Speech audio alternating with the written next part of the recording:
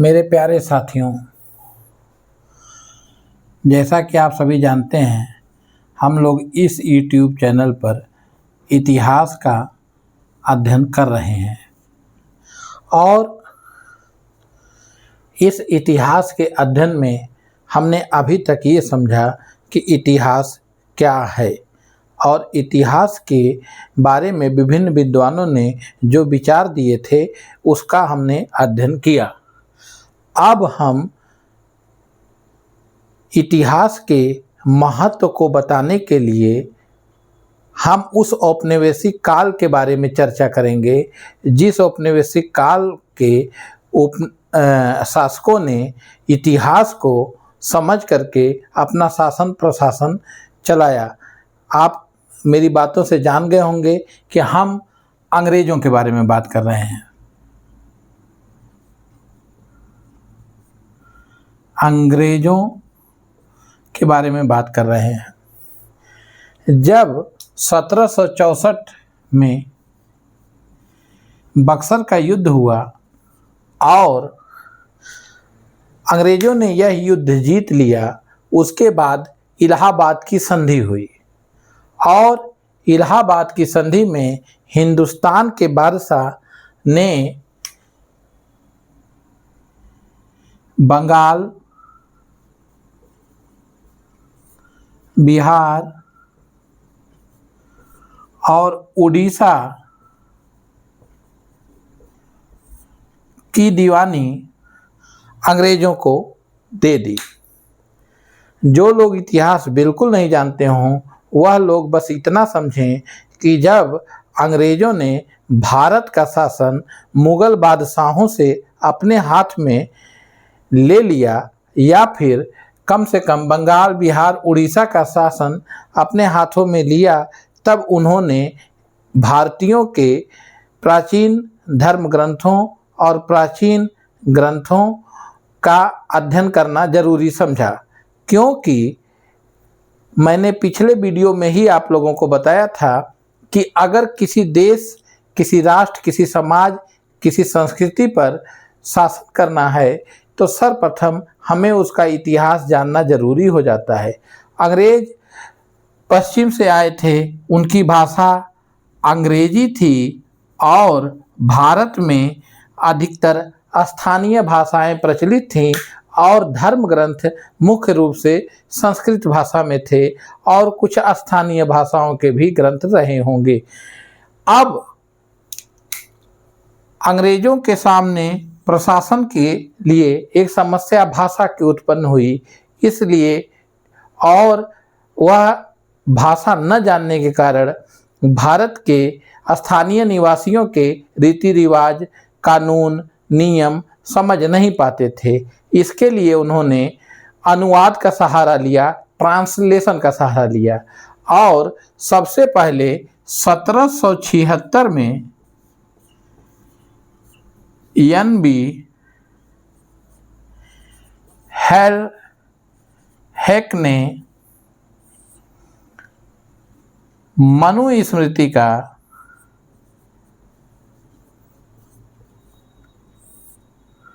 अनुवाद किया और इसका नाम रखा a code of Gentoo law. A code of Gentoo law.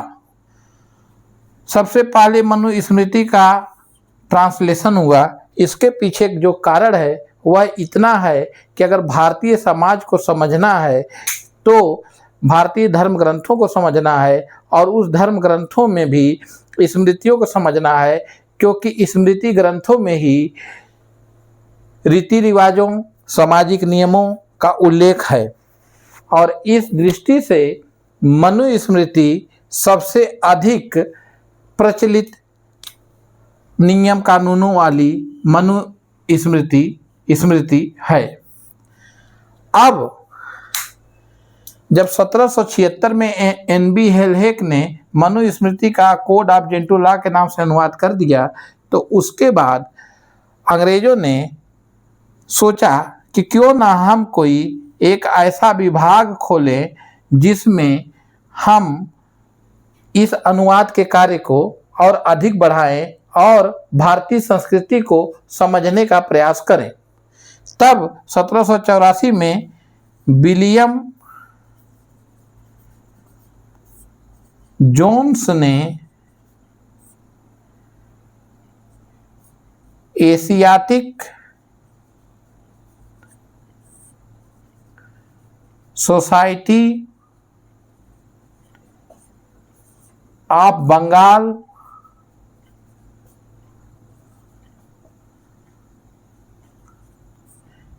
की स्थापना की और अब यह संस्थान ऐसा संस्थान था जो कि पूरब के ग्रंथों में रुचि रखता था, पूरब के कल्चर में रुचि रखता था और इसी क्रम में 1785 में श्रीमद् भगवद गीता का विल्किंस ने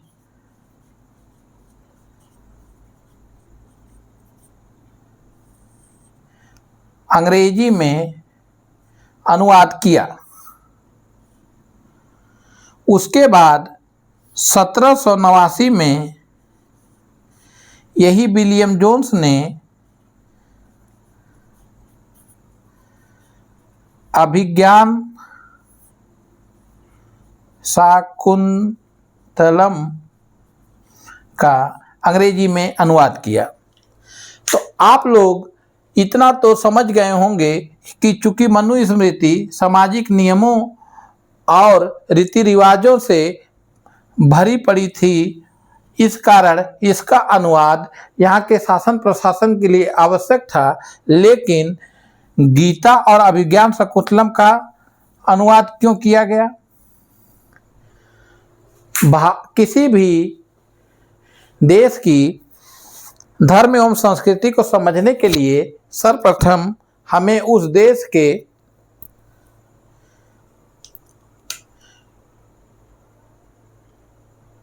दर्शन को समझना आवश्यक है और भारत का जो मूल दर्शन है वो वेदों और उपनिषदों में और विशेष तौर से उपनिषदों में व्याप्त है और उपनिषदों का सार है गीता। तो अगर आप गीता को समझ ले रहे हैं तो भारतीय दर्शन के मर्म को आप समझ पाएंगे, इसलिए गीता का अनुवाद उन्होंने आवश्यक समझा। उसके बाद आप कहेंगे अभिज्ञान शाकुंतलम का अनुवाद क्यों हुआ? अभिज्ञान शाकुंतलम गुप्त काल के महान विद्वान कालिदास की रचना है, जिसमें दुष्यंत और शकुंतला तथा उसके पुत्र भरत के बारे में उल्लेख है। अगर आप विलियम जोन्स के स्थान पर होते तो आप स्वयं उस काल के सबसे प्रसिद्ध विद्वान की सबसे उच्चतम रचना को ट्रांसलेट करना चाहते, अनुवादित करना चाहते, क्योंकि अगर कोई विद्वान है तो उसकी प्रज्ञा प्रखर होगी और जब उसकी प्रज्ञा प्रखर होती है तो उसमें समाज, अर्थव्यवस्था, रीति रिवाज, देश, राष्ट्र, संस्कृति सभी के विषय में जानकारी निहित होती है। इसलिए अभिज्ञान शाकुंतलम का अनुवाद अंग्रेजों के लिए निश्चित तौर से उपयोगी रहा होगा। इसके बाद एक विद्वान आते हैं जिनका नाम है जेम्स मिल। जेम्स मिल एक ऐसे विद्वान हैं जिन्होंने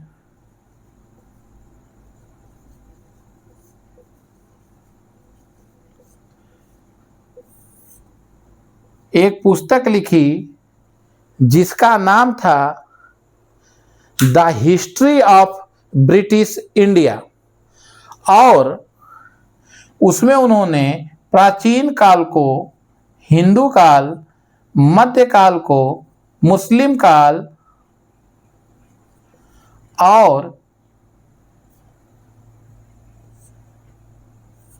आधुनिक काल को ब्रिटिश काल कहा। यहाँ आप अगर गौर से देखिए तो जेम्स मिल ने एक तरीके से सांप्रदायिकता के बीज बोना प्रारंभ कर दिया और जिसकी फसल हम आज तक काट रहे हैं। इसने विभाजनकारी विचार दिए। इसके बाद जर्मनी के एक खास बात यहाँ जेम्स मिल के बारे में बताना चाहते हैं कि ये कभी भारत नहीं आए और न इन्हें किसी भारतीय भाषा का ज्ञान था, फिर भी ये भारत का इतिहास लिख रहे हैं। किस नाम से? The history of British India. The history of British India के नाम से ये इतिहास लिख रहे हैं, जिसकी तारीफ कभी मैकाले ने बहुत जोर शोर से की थी। अब इसके बाद हम एक जर्मन विद्वान हैं जिनका नाम है मैक्स मूलर, उनके बारे में जानते हैं। ये वास्तव में बहुत बड़े विद्वान थे। इन्होंने अपनी स्वरुचि से ही संस्कृत भाषा का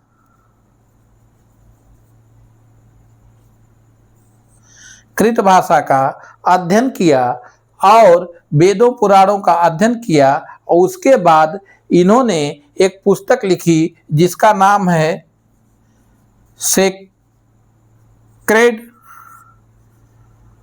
book of the east. Sacred book of the east. इसके बाद हम एक और विद्वान के बारे में चर्चा करना चाहेंगे। उनका नाम था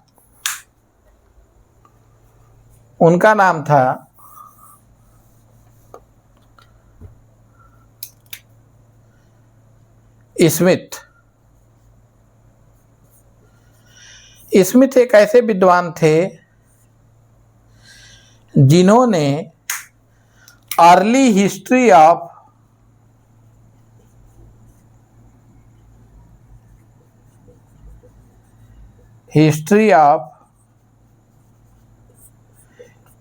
इंडिया लिखा, जिन्होंने अर्ली हिस्ट्री ऑफ इंडिया नामक पुस्तक लिखा और इस पुस्तक के 1/3 भाग में सिर्फ सिकंदर के आक्रमण के बारे में चर्चा किया। अब आप इसी बात से समझ सकते हैं कि जब उपनिवेशवादी इतिहासकारों ने भारत का इतिहास लिखने की कोशिश की तो वहां पे उन्होंने लगभग यह बात सिद्ध करने की कोशिश की कि भारतीय शुरू से ही इसी प्रकार थे, क्योंकि सिकंदर के आक्रमण जिसका किसी भारतीय ग्रंथ में उल्लेख तक नहीं है, वह